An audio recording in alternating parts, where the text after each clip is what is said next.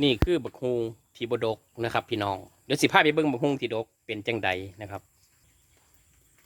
เต้นฟืบเพียกองเอเล่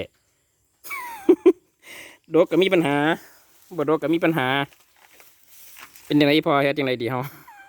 ลามเลย ลามนั่นตัวบาดนี้เดี๋ยวลามกันเด้อครับโอ้กองเอเล่เต็มให้หน้าเลยลมก็ลมใส่เขาแนวพร้อมเอ้ย